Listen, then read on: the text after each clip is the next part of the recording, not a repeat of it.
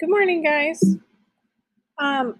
This is our last week on Zentangle, so I'm going to show you how to get started on your final project and how you'll brainstorm today. And this is you have until Friday, so this project will be due Friday. So I do want you to take your time. Okay, I do want you to focus on attention to detail and craftsmanship. And I'm going to show you. Okay, so this is your final project. So I gave you a choice. You can choose from a landscape, which is an image of the land, right? So you could do cityscape, you could do mountains, you could do hill country, you could do the beach. It's up to you.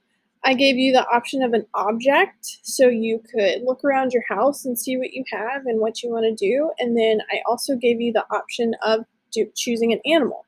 So what I want you to do today, we're on sketch and final project. So in your sketchbook, you're going to draw a preliminary sketch of your final design. And I wrote this wrong. So, and you're going to brainstorm. And what do I mean by that? Well, I brainstormed this weekend in my iPad because I was just at home, had it available. But I want you to do this in your sketchbook. So what I did was I wrote down my three options, my landscape, object, and animal, and I thought about the beach, mountains, hill country. I live in San Antonio, so I could do the San Antonio skyline.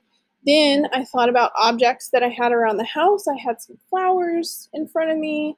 I had pizza for dinner this weekend. I had, a teacup or a teapot. I'm an art teacher, so maybe paintbrushes. Just look around your house and see what you can find. And then I also thought of animals. So I have a dachshund, Minnie, my dog.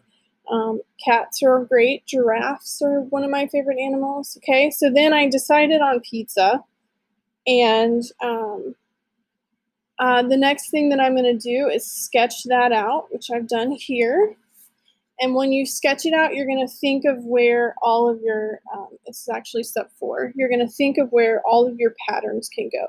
So you don't have to actually go in and draw your patterns neatly in every single section, but you're just going to think about where to put them. Okay, and then once you've sketched, you'll move on to the final step of the process, which is your final design, right? So this will be done on a piece of 12 by 18 paper. So you should have picked up drawing paper from the front of the school. If you didn't, you can take 2 pieces of copy paper and some tape. And I've stacked them neatly. I'm going to, my tape dispenser just broke, so that's cool. I'm gonna get some tape. Fold it over like this. Tape the edges. Open it up. So I have an 11 by 17 piece of paper that I can work on. Okay, so you're going to work on a large sheet of paper. And you'll pick between an animal, a landscape, and an object. So this student did a landscape, and look at all that detail. It's incredible, right? Is that not beautiful work that she did? This student chose a shark. Okay, so think about, within your design where you're going to put all of your different patterns, right? So there's a different pattern in the fin, then there is in the tail, then there is in this fin. So think about where you'll put all the different patterns. This student did a cat.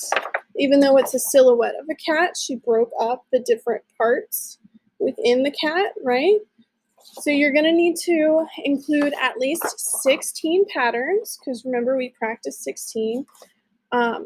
You'll use, you can start with pencil and then go with Sharpie, or you can start with Sharpie. It's up to you, but you're going to fill in the entire piece of paper, more ink than paper.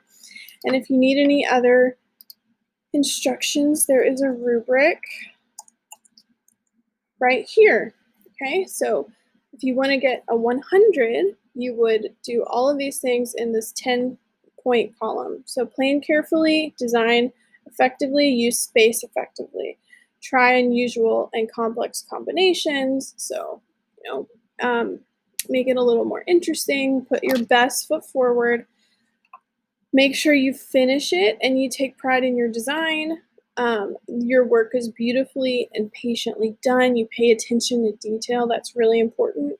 And then again, you have to photograph your artwork, and I'm going to judge, I'm going to add that into this rubric. So make sure that you follow those steps to photograph your artwork. Okay, so you have until Friday. Take your time. Make sure you brainstorm and sketch because artists plan. And I hope you all have a good week. And you can email me or message me on Google Classroom if you have any questions.